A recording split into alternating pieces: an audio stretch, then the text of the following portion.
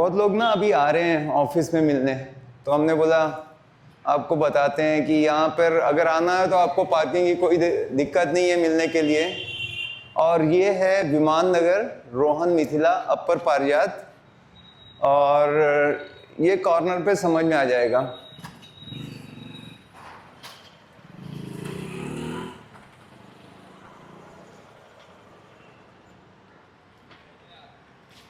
दोस्तों अगर वहाँ से आओगे तो वो सिम्बायोसिस लॉ कॉलेज है उस कॉर्नर पे, उसके बाद शुभ निर्वाणा का काम चालू है, और यहाँ आओगे तो अपर पारिजातीय बोर्ड है आपको दिखेगा।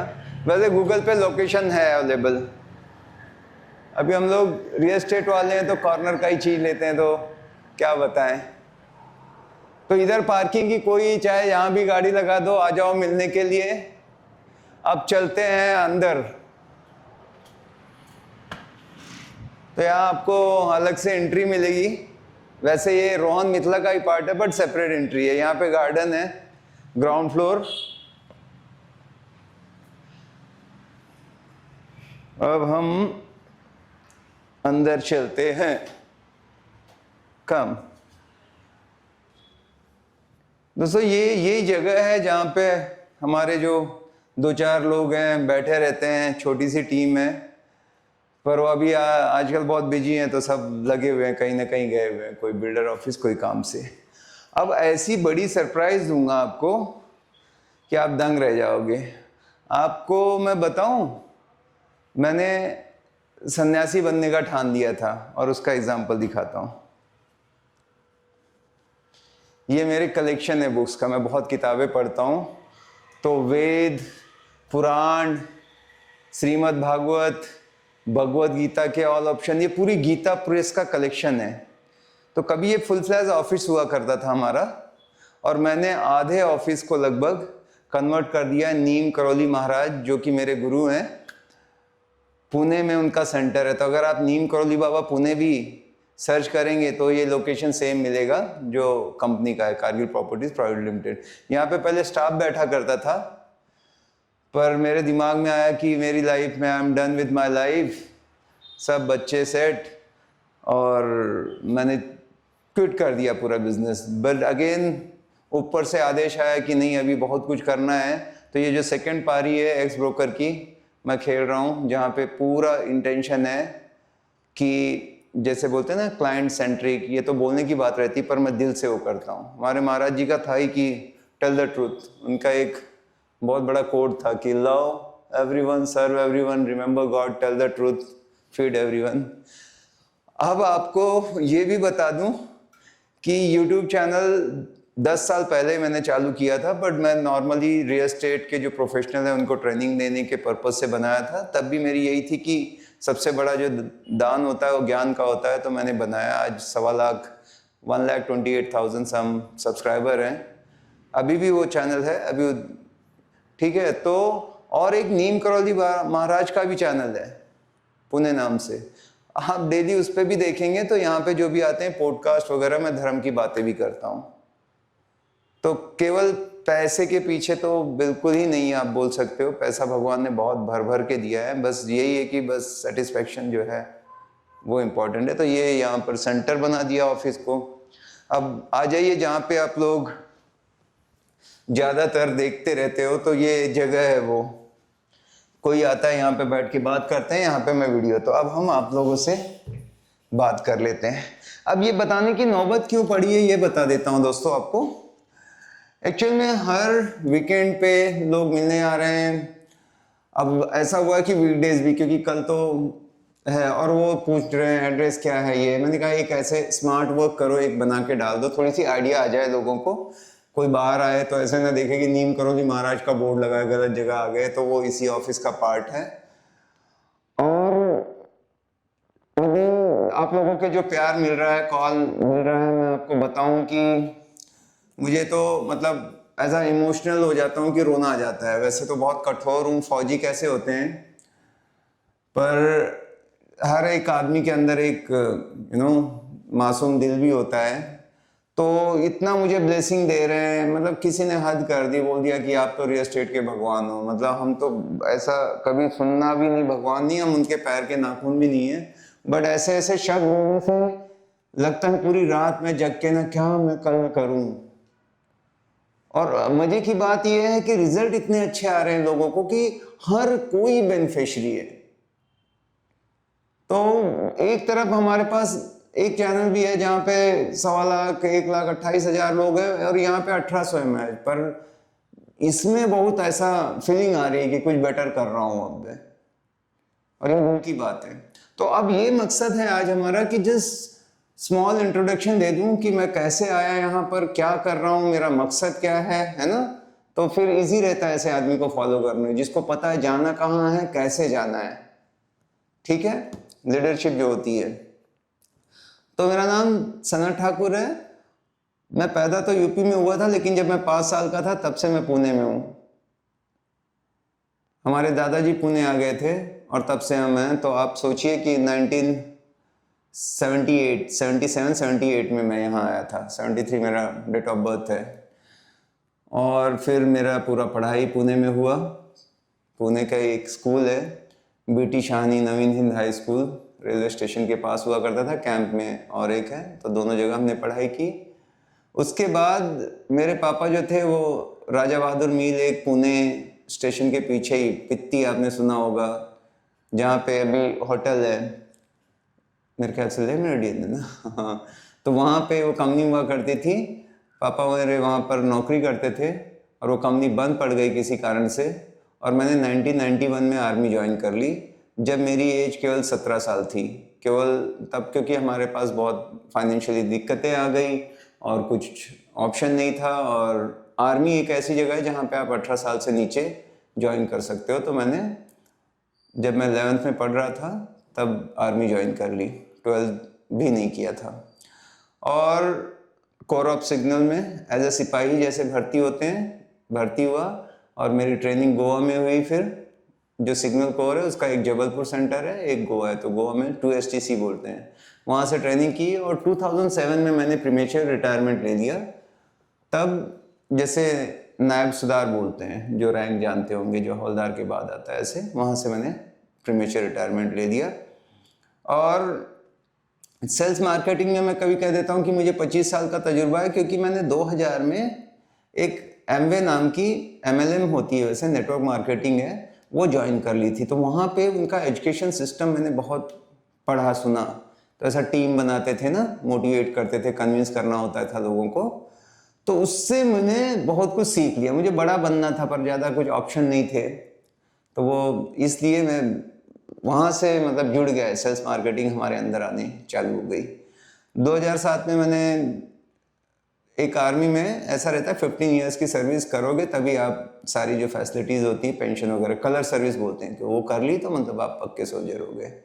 वो हमने करके 2007 में 91 में ज्वाइन किया था। 16 साल में रिटायरमेंट ले लिया 2007 में, मार्च में।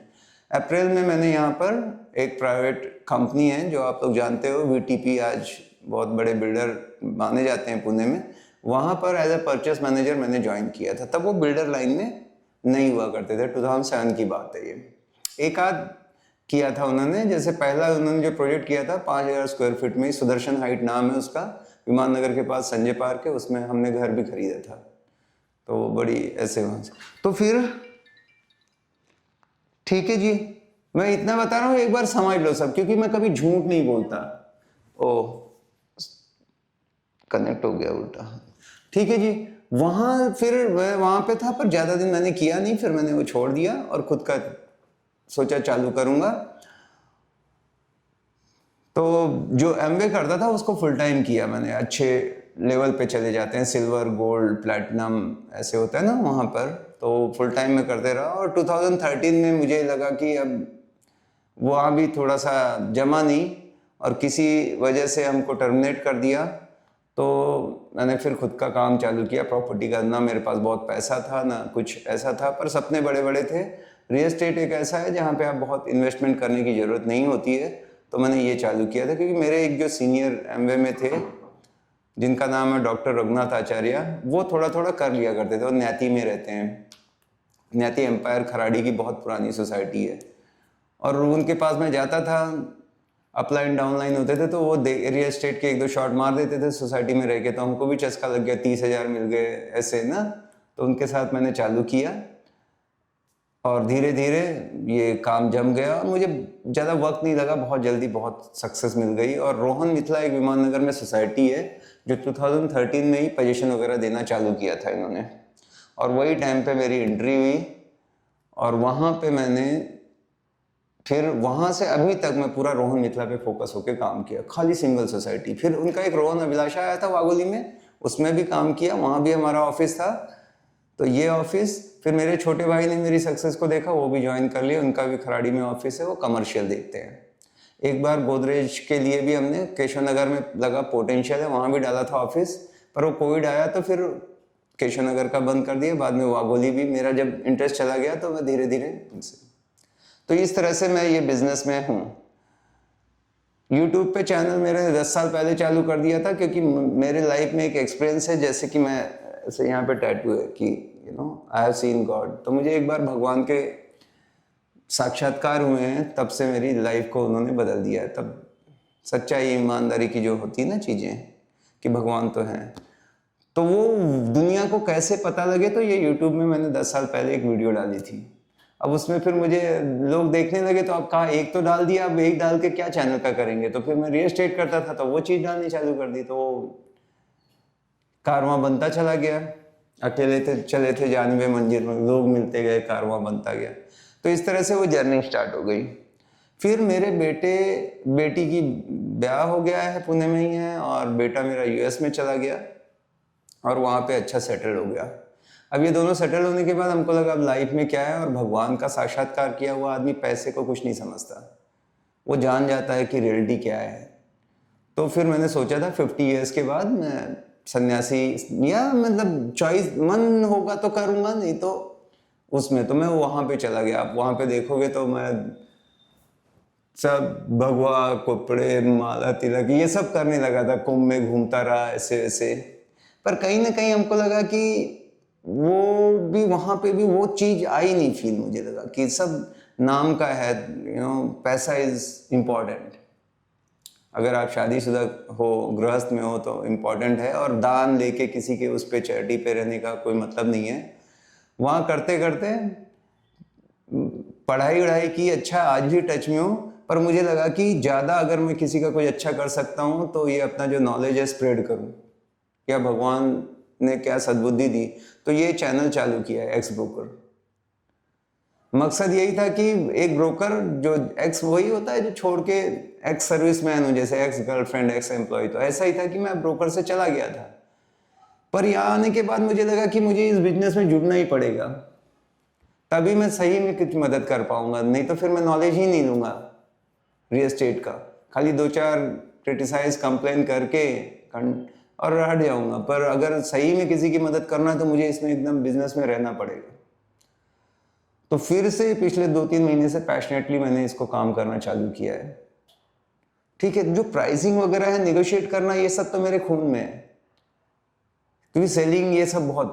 पर अभी भी मुझे लोकेलिटी का अगर कोई बहुत सवाल करता है तो मैं उतना कंफर्टेबल नहीं होता हूँ। मैं पढ़ रहा हूँ, अभी भी सीख रहा हूँ, मतलब क्योंकि एक ईस्टर्न पुणे का तो चलो काम करते थे, थोड़ा सा जानकारी थी, विमान नगर, खराड़ी, कल्याणी नगर, कोरेगांव पार्क, पर वेस्ट का तो मुझे अंडा पता है, जीरो एकदम। स्टिल आई एम लर्निंग, और दिन रात हूँ, कोई चीज़ में मजा आता है तो करता हूँ। ये सारी चीज़ें इसलिए बता रहा हूँ कि आप और हम एक दूसरे को अच्छे से जान जाएं, और मैं चाहता हूँ हर जगह ट्रांसपेरेंसी को ना एकदम मेंटेन करें। और कहीं नियत बगड़े में झूठ बोलूँ, कुछ का कुछ करूँ तो मैं पकड़ा जाऊँ, क्योंकि ये मैंने अभी सब सोशल मीडिया पे हो, कोई बोलेगा कि ये बोलता क्या है, करता क्या है। नकाब लगाने वाला आदमी नहीं बनना है मुझे। तो अब मेरा पूरा का पूरा इंटेंशन है कि कितने लोगों की मदद करूं मुझे, क्योंकि पैसा आ ही जाता है कहीं ना कहीं, कुछ तो मोटो रहता है, बिना उसके आप कुछ करोगे ही नहीं, कोई तो मोटिवेशन रहेगा आपका, आइदर फियर होगा और ड्रीम होगा, कुछ तो रहेगा।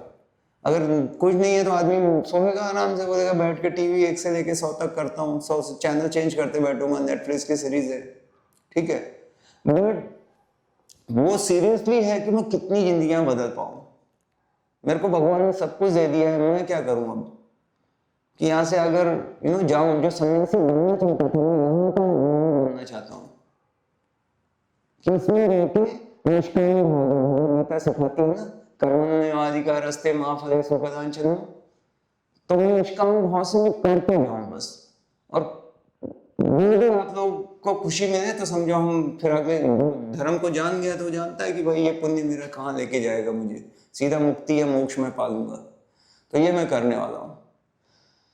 और बस मतलब भगवान से कि उनकी कृपा से ये सद्बुद्धि हुई है और आप लोगों से बहुत प्यार है, क्योंकि इतने ऐसे कौन सच में, मतलब ये क्या दिमाग सटका पता है, किसी से बात करता हूँ वो इतना अच्छा बोलता है कि भगवान आप जैसे इंसान को मतलब बहुत लंबी उम्र दे, आपका चैनल चल जाए, आप खूब सक्सेसफुल हो। हमको लगता है कि यार लोग कितने प्यारे प्यारे हैं, कौन बोलता है ये कलयुग है, पूरी दुनिया तो एकदम अच्छी है, आप थोड़े से अच्छे बनो तो सही, आप पहल तो करो, कहीं प्रॉब्लम नहीं है, सब अच्छे लोग हैं। और किसी मतलब अगर बहुत सारे ब्रोकर बंधु हैं जो हमको जानते हैं 10 सालों से, हमको बहुत प्यार दिया है, उनको लगे कि ये मेरे पेट पे लात मार रहा है, कभी भी नहीं करूँगा ये मैं, ना मुझे कोई बिल्डर से दुश्मनी ना ब्रोकर से, हम सब भाई भाई हैं, हर कोई किसी का फायदा ना उठा पाए, सबको जागरूक करना है, बस ये हमारा मकसद है। और आप लोग हमको ऐसे ही दुआ दो, प्यार बरसाओ, हम खूब तरक्की करें। अगर हम गलत करते हैं हमको डांटो, उसमें लिखो, हमको जो है हमको खूब बुरा बोलो, मेरे लिए अमृत है। जब आप तारीफ करोगे तो हो सकता है दिमाग में सक्सेस चली जाए और मेरे ईगो आ जाए, मेरी चाल बदल जाए, तो वो नहीं, अपमान मेरे लिए अमृत है उल्टा, कि तुम बात नहीं करते, तुम्हारा जितना गालियां मारोगे मैं बेटर बनने की कोशिश करूंगा, पर बहुत तारीफ करोगे तो हो सकता है मैं फिसल जाऊं। तो मतलब आप सब कुछ हो, आप ही हमारे लिए ड्राइविंग फोर्स हो, इंजन हो, जैसे चलाओगे ये चैनल वही चलेगा। और जम के हम मिलके काम करते हैं, बहुत लोगों की ज़िंदगी बदलते हैं पूरे वर्ल्ड में। इसके इंग्लिश में भी बनेंगे क्योंकि ये ऐसा नॉलेज है जो घिस घिस के आया है। अभी कोई बोलता है कि गूगल चैट जीपीटी मैं भी यूज़ करता हूँ, बट जब मैं वीडियो बनाता हूँ ना तो उसमें प्रैक्टिकल चीज़ें ही बात करता हूँ, ऐसे नहीं कि क्योंकि वो तो आज का सत्य है, वो तो ज़रूरत है हमारी, बट मैं अपने प्रैक्टिकल जो अनुभव है ना वो शेयर करता हूँ। और आप भी कोई डिसीजन लेना तो मेरी खाली बातों पे नहीं, आप भी, आपका अनुभव अलग अनुभव होगा, मेरा अनुभव है, मेरा सच है। किसी पे ब्लाइंड विश्वास नहीं करना, जब मैं ये कहता हूँ तो मुझ पे भी नहीं करना। क्यों कर रहे हो तो सीधा रिक्वेस्ट टेस्ट करो ना, मुझसे देख लो ये सारी बातें अभी जैसे मैंने आज बता दी, आप जाके मेरे बारे में देखोगे तो कहीं ना कहीं फुटप्रिंट मिल जाएंगे, हर चीज में सच्चा एकदम ऐसा कर रही है, ये देखो। ठीक है जी, थैंक यू।